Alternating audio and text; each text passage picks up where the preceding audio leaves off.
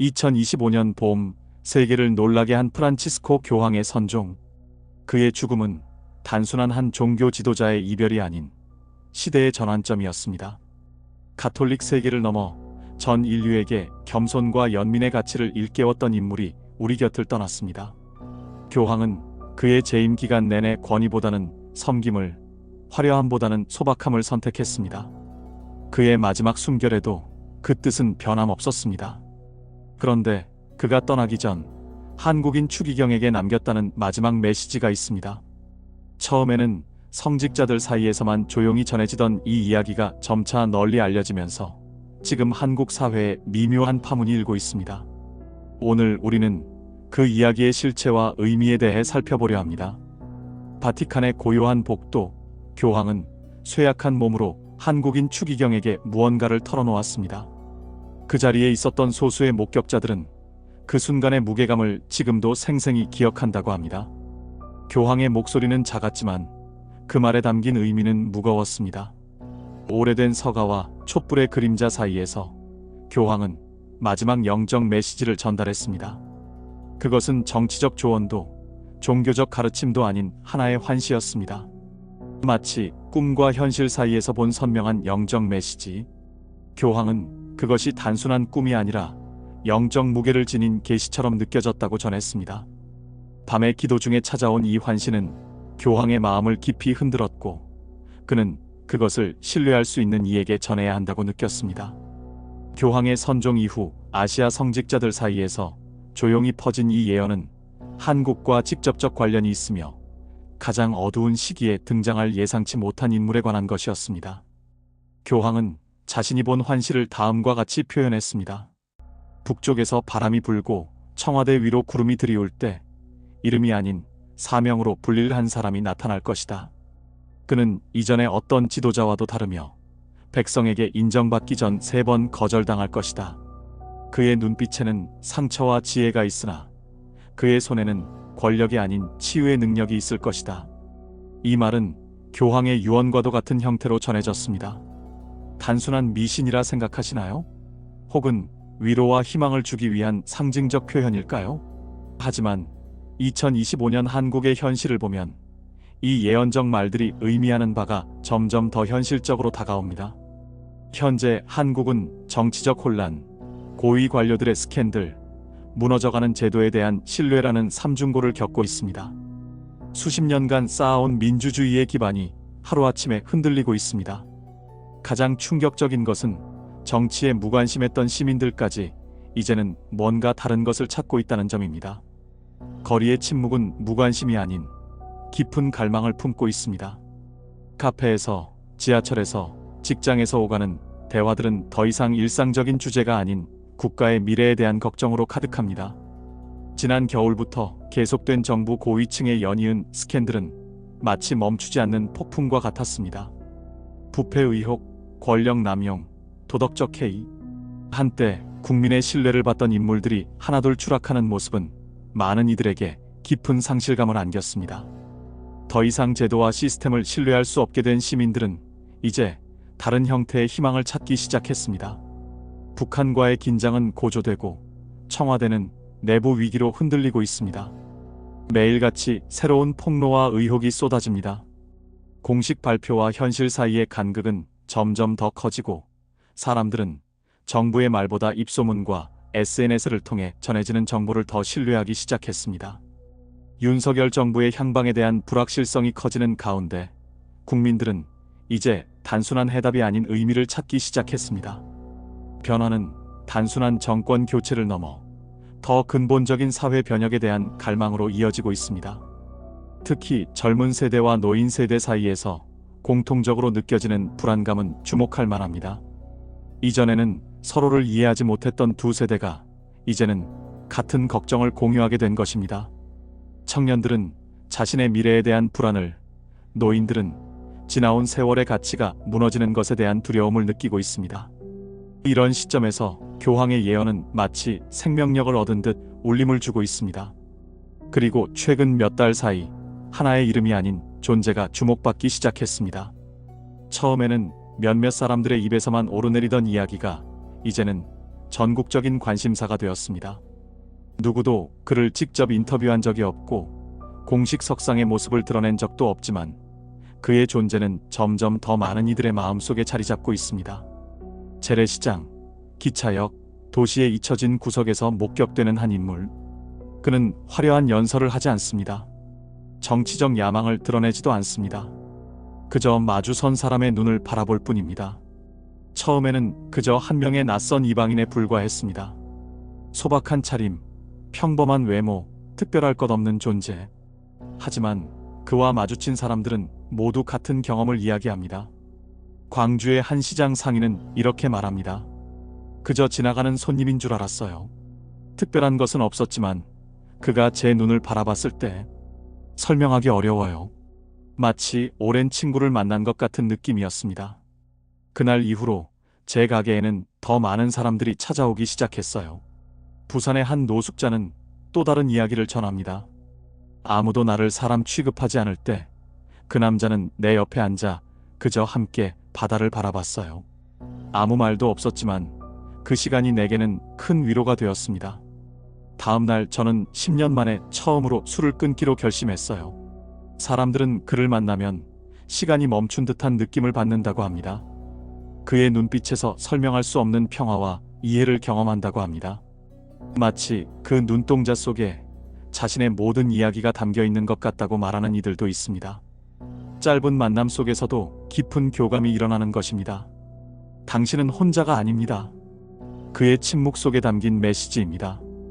그는 거의 말을 하지 않지만 그의 존재 자체가 전하는 메시지는 분명합니다. 서울의 한 대학생은 우연히 지하철에서 그와 마주쳤다고 합니다. 그는 저에게 아무 말도 하지 않았어요. 하지만 그날 이후 제 삶이 바뀌었습니다. 오랫동안 끌어안고 있던 분노와 상처를 내려놓을 수 있었어요. 누구도 그의 이름을 모릅니다. 어디서 왔는지, 무엇을 하는 사람인지도 알 수 없습니다.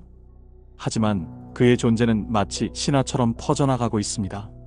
SNS에는 해시태그 미스터리맨이라는 해시태그가 확산되고 있으며 그를 만났다는 사람들의 이야기는 계속해서 늘어나고 있습니다. 그런데 흥미로운 점은 그가 교황의 예언에서 언급된 것과 같이 3번의 거절을 경험했다는 사실입니다. 이 일치는 단순한 우연일까요? 아니면 더 깊은 의미가 있는 것일까요? 첫 번째, 그는 서울시청 앞 광장에 앉아 있다가 떠돌이로 오해받아 경비원들에게 쫓겨났습니다. 당시 그는 그저 시민들의 이야기를 듣고 있었을 뿐이었습니다.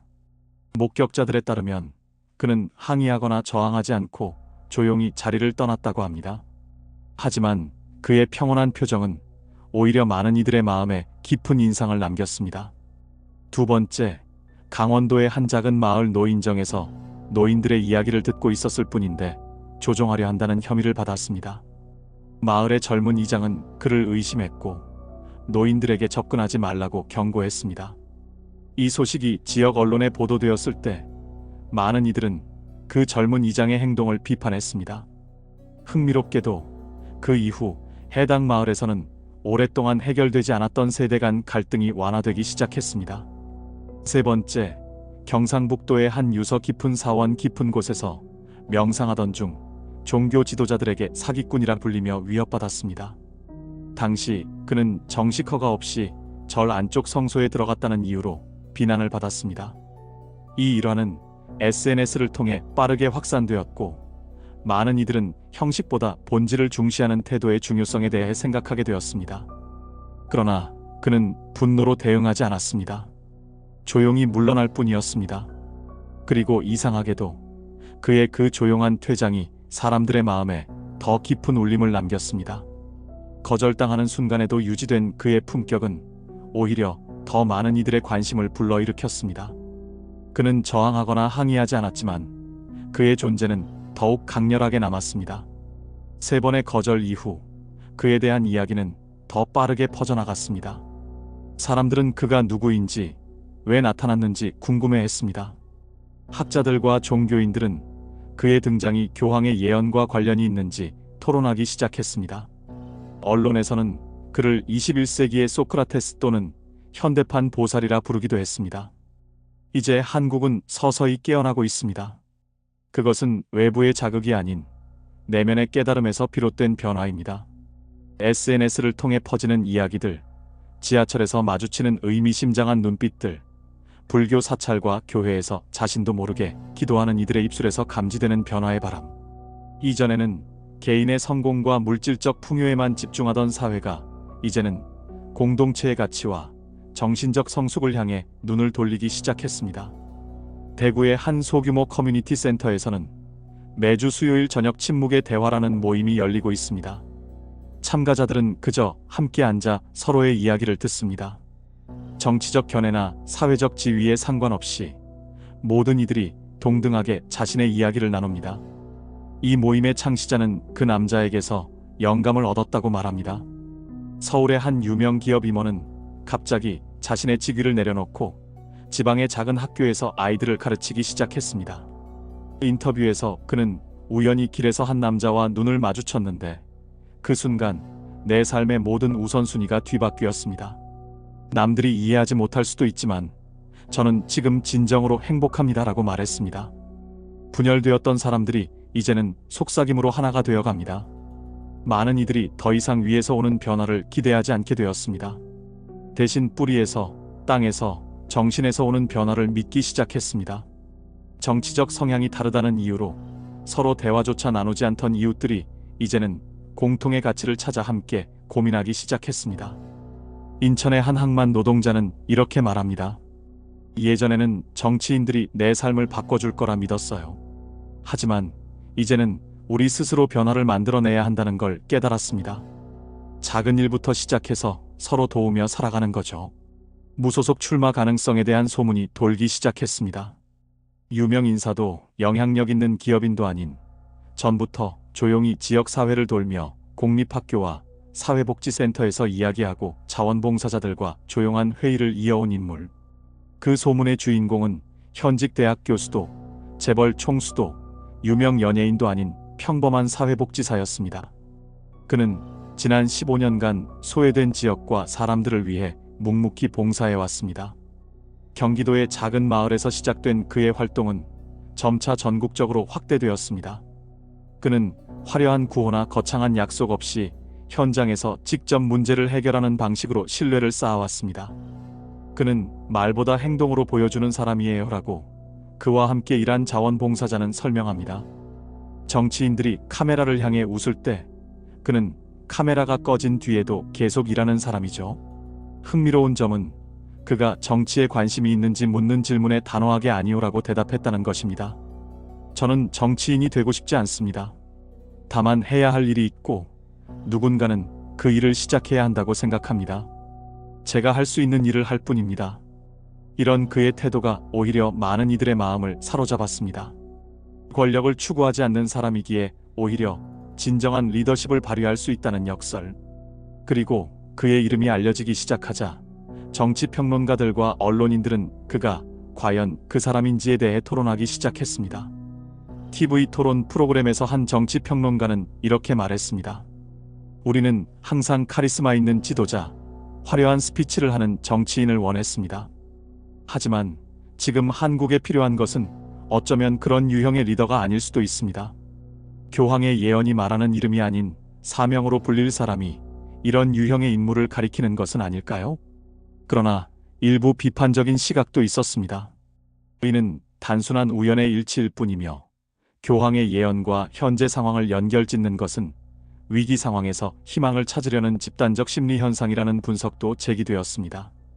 정치 경험이 없는 사람이 국가의 지도자가 될 수 있을까 하는 현실적인 의문도 많았습니다. 그럼에도 불구하고 이 논쟁 자체가 한국 사회에 새로운 활력을 불어넣었습니다. 사람들은 리더십의 본질, 정치의 역할, 사회 변화의 방향에 대해 진지하게 고민하기 시작했습니다. 카페에서, 직장에서, 가정에서 이러한 주제들이 활발하게 논의되었습니다. 그는 약속하지 않습니다. 대신 이건 해야 할 일이고 이미 조용히 많은 이들이 해내고 있다고 말합니다. 그의 연설은 항상 짧고 간결했습니다. 화려한 수사나 감성적인 호소가 아닌 명확한 사실과 구체적인 행동 계획을 제시했습니다. 사람들은 그의 말에서 성의와 진정성을 느꼈습니다. 특히 인상적인 것은 그가 항상 자신의 공을 다른 이들에게 돌린다는 점이었습니다. 제가 한 일은 아무것도 없습니다. 모든 변화는 여러분 한 분 한 분의 노력으로 이루어진 것입니다. 저는 단지 그 과정에 함께할 수 있어 감사할 따름입니다. 연단에 오르지 않고 사람들과 같은 눈높이에 서기를 선호합니다. 카메라에 둘러싸인 적도 없지만 그의 말은 언제나 도달해야 할 곳에 도달합니다. 그는 공식 석상에서보다 오히려 작은 모임에서 더 빛을 발했습니다. 대형 컨퍼런스홀보다는 지역 커뮤니티 센터, 고급 레스토랑보다는 지역 시장의 작은 식당에서 만남을 가졌습니다. 그는 들어줍니다. 정말로 들어줍니다. 라고 강원도의 한 농부는 말합니다.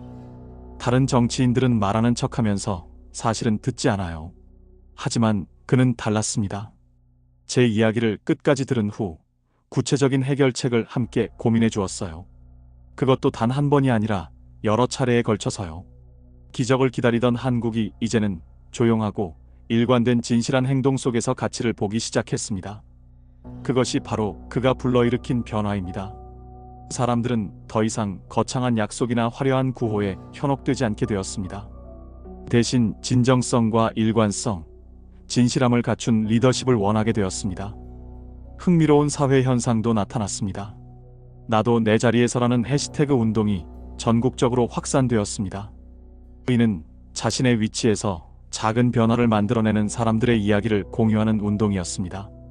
의사, 교사, 회사원, 학생, 주부 등 다양한 사람들이 자신의 일상에서 실천한 작은 변화들을 SNS에 올렸고 이는 큰 반향을 일으켰습니다.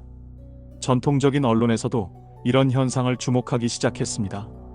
조용한 혁명 한국 사회의 새로운 변화라는 제목의 특집 다큐멘터리가 방영되어 높은 시청률을 기록했고 주요 일간지들은 앞다투어 관련 칼럼과 기사를 게재했습니다. 그런데 이 모든 변화의 중심에는 항상 그 이름 모를 남자가 있었습니다. 직접적으로 언급되지 않더라도 그의 존재가 이 모든 변화의 촉매제 역할을 했다는 사실은 부인할 수 없었습니다. 그의 영향력은 정치적 권력이나 경제적 영향력과는 다른 차원의 것이었습니다. 그것은 영혼을 움직이는 힘이었습니다. 어느 날 한 지방 TV 방송국의 생방송 중 예상치 못한 일이 벌어졌습니다. 길거리 인터뷰를 하던 중 한 어린 소년이 카메라 앞에서 이렇게 말한 것입니다. 엄마, 나 무섭지 않게 도와준 그 아저씨가 지금 텔레비전에 나왔어. 그 아저씨는 그냥 아저씨가 아니야. 그 아저씨는 빛이야. 이 순간은 마치 번개가 내리친 것처럼 전국을 흔들었습니다. 그 소년은 최근 실종되었다가 급적으로 구조된 아이였고 그가 말한 아저씨가 바로 그 신비로운 인물이라는 사실이 밝혀졌습니다. 그 소년의 순수한 말 한마디가 많은 이들의 마음을 움직였고 이제는 그 인물에 대한 관심이 폭발적으로 증가했습니다. 언론은 그를 찾아 나섰고 정치계는 그의 동향에 촉각을 세웠습니다. 하지만 그는 여전히 조용했습니다. 인터뷰 요청을 거절하거나 피하지 않았지만 카메라 앞에서도 그의 태도는 변함없었습니다. 화려한 수사 없이 자신을 내세우지 않고 오직 해야 할 일에 대해서만 이야기했습니다. 프란치스코 교황이 남겼다고 전해지는 예언은 권력에 대한 것이 아니라 사명에 관한 이야기였습니다. 직책을 지목하지 않았고 오히려 하나의 태도를 말하고 있었습니다. 그리고 그 말의 힘은 바로 그 점에 있었습니다. 정치적 권력이나 사회적 지위가 아닌 사명감과 진정성을 가진 리더십의 중요성을 일깨운 것입니다. 대구의 한 스님은 강연 중 처음으로 공개적으로 교황의 예언을 언급했습니다. 빛은 이미 우리 곁에 와 있습니다. 그 빛은 한 사람이 아니라 그 사람을 통해 우리 각자가 발견하게 될 내면의 빛입니다. 우리 모두는 변화의 주체입니다. 이 말은 마른 잎에 불이 붙듯 퍼져나갔고 많은 이들의 가슴에 울림을 주었습니다. 사람들은 점차 외부의 영웅을 기다리는 것이 아니라 스스로가 변화의 주체가 되어야 한다는 사실을 깨닫기 시작했습니다. 가장 어려운 순간들이 완벽한 영웅을 요구하는 것이 아니라 준비된 사람들을 요구한다는 것을 상기시킵니다. 한국의 역사를 되돌아보면 가장 큰 변화는 항상 한 명의 영웅이 아닌 수많은 시민들의 집단적 노력으로 이루어졌습니다. 4.19 혁명, 5.18 민주화 운동, 87년 민주화, 촛불혁명. 이 모든 변화는 한 사람이 아닌 민족 전체의 각성에서 비롯되었습니다. 교황은 한국이 깊은 전환기를 맞이할 것을 예감했습니다. 단순한 리더십 교체가 아닌 의식의 변화, 연설만으로는 부족한 영적이면서도 사회적인 통과 이래, 그것은 한국 사회의 근본적인 변혁을 암시하는 것이었습니다. 표면적인 정치 구조나 경제 시스템의 변화가 아닌 사회 구성원들의 의식과 가치관의 변화를 예견한 것입니다. 그리고 놀랍게도 그 예언은 현실이 되어가고 있었습니다. 지난 몇 달간 한국 사회는 눈에 보이지 않는 변화를 겪고 있었습니다. 사람들은 더 이상 물질적 성공이나 사회적 지위만을 추구하지 않게 되었습니다. 대신 의미 있는 삶, 공동체의 가치, 정신적 성숙을 중요시하기 시작했습니다. 이러한 변화는 통계로도 확인되었습니다. 최근 여론조사에 따르면 인생에서 가장 중요한 가치를 묻는 질문에 물질적 풍요라고 답한 비율이 전년 대비 15% 감소한 반면 의미 있는 관계와 공동체 기여라고 답한 비율은 22% 증가했습니다. 특히 젊은 세대 사이에서 이러한 변화가 두드러졌습니다. 그것은 진정한 용기를 요구하는 여정입니다. 국가의 현실을 진심으로 마주할 용기, 낡은 모델이 한계에 다다랐음을 인정할 용기, 아직 길이 닦이지 않은 새로운 길을 시도할 용기. 이것은 쉬운 일이 아닙니다. 기존의 안락함과 익숙함을 버리고 불확실한 미래를 향해 나아가는 것은 두려움을 동반합니다. 하지만 진정한 변화는 언제나 이러한 용기에서 시작됩니다. 한 사회학자는 이렇게 분석합니다. 한국 사회는 빠른 경제 성장과 함께 물질주의적 가치관이 강하게 자리 잡았습니다. 그러나 이제는 그 한계에 부딪히고 있으며 새로운 패러다임으로의 전환이 필요한 시점입니다. 현재의 변화는 단순한 유행이 아닌 사회 전체의 패러다임 전환의 신호일 수 있습니다. 그리고 우리는 지금 바로 그 시기를 살고 있습니다. 앞으로 한국이 어떤 길을 걸어갈지는 아무도 정확히 예측할 수 없습니다. 다만 분명한 것은 이전과는 다른 방향으로 나아가고 있다는 사실입니다. 그리고 그 새로운 길의 나침반 역할을 하는 것이 바로 그 신비로운 인물의 존재입니다. 어쩌면 그 남자의 진짜 역할은 대통령이나 총리가 되는 것이 아닐 수도 있습니다. 어쩌면 그의 역할은 이미 다한 것일지도 모릅니다. 그는 결코 자신이 구세주라고 주장한 적이 없습니다. 오히려 그는 항상 사람들에게 자신의 내면을 들여다보라고 권했습니다. 당신이 찾는 답은 이미 당신 안에 있습니다. 저는 단지 그것을 발견할 수 있도록 돕는 역할을 할 뿐입니다. 그의 존재가 한국 사회에 미친 가장 큰 영향은 바로 이것입니다. 온 국민이 정치란 높은 곳에서만 이루어지는 것이 아니라는 사실을 떠올리게 한 것. 하나의 행동, 하나의 선택, 하나의 경청에서부터 시작된다는 것을 보여준 것. 이것은 민주주의의 본질을 일깨우는 메시지이기도 합니다. 민주주의는 단순히 투표하는 행위에 그치는 것이 아니라 일상 속에서 적극적인 시민 참여를 통해 실현되는 것입니다. 철학자 한병철은 최근 칼럼에서 이렇게 썼습니다. 진정한 변화는 제도의 개혁에서 시작되는 것이 아니라 개인의 의식 변화에서 비롯됩니다. 한국 사회가 지금 경험하고 있는 것은 단순한 정치적 현상이 아닌 집단적 의식의 변화입니다. 이러한 변화는 표면적으로는 더디게 보일 수 있지만 그 영향력은 훨씬 더 깊고 오래갑니다. 진정한 구원자는 한 사람 안에 있지 않습니다. 진정한 구원은 한 국민 전체가 깨닫는 데 있습니다. 이것이 바로 교황의 예언에 담긴 가장 중요한, 그러나 가장 간과되기 쉬운 메시지입니다. 구세주를 기다리는 것이 아니라 우리 모두가 각자의 자리에서 구세주의 역할을 해야 한다는 것입니다. 그리고 그 신비로운 인물은 단지 우리에게 그 사실을 일깨우는 거울의 역할을 했을 뿐입니다. 청주의 한 시민단체 대표는 이렇게 말합니다. 우리는 항상 영웅을 기다려왔습니다. 누군가 와서 모든 문제를 해결해 주길 바랐죠. 하지만 이제 깨달았습니다. 우리가 바로 그 영웅이 되어야 한다는 것을요. 각자의 자리에서 작은 일부터 시작해서 변화를 만들어내는 것. 그것이 진정한 해결책입니다. 원하는 나라를 만들기 위해서는 깨끗한 손과 또렷한 눈, 그리고 변화를 기꺼이 감당하려는 마음이 필요하다는 것을 말입니다. 깨끗한 손은 정직과 청렴을 상징합니다. 또렷한 눈은 현실을 직시하는 통찰력을, 그리고 변화를 감당하는 마음은 용기와 인내를 의미합니다. 이 세 가지 덕목이 함께할 때 비로소 진정한 변화가 가능해집니다. 교황 프란치스코는 생전에 종종 작은 일에 충실하라고 말했습니다. 그리고 그의 마지막 예언은 바로 그 메시지의 연장선상에 있었을지도 모릅니다. 거대한 구원자의 등장이 아닌 작은 행동들의 누적이 세상을 바꾼다는 진리를 상기시킨 것입니다. 현재 한국은 중대한 기로에 서 있습니다. 과거의 익숙한 패턴을 반복할 것인가, 아니면 새로운 길을 개척할 것인가. 그 선택은 결국 우리 모두의 몫입니다. 그리고 그 선택의 무게를 자각할 때 우리는 비로소 교황의 예언이 진정으로 의미하는 바를 이해하게 될 것입니다. 이 이야기의 끝은 아직 쓰여지지 않았습니다. 앞으로 한국이 어떤 길을 걸어갈지, 그 신비로운 인물이 어떤 역할을 하게 될지는 시간만이 알려줄 것입니다. 다만 분명한 것은 무언가가 이미 변하기 시작했다는 사실입니다. 그리고 그 변화의 물결은 이제 돌이킬 수 없게 되었습니다. 한국 사회의 깊은 곳에서 일어나고 있는 이 변화는 마치 오래된 숲에 새싹이 돋아나는 것과 같습니다. 처음에는 눈에 띄지 않지만 시간이 지나면서 그 존재감을 드러냅니다.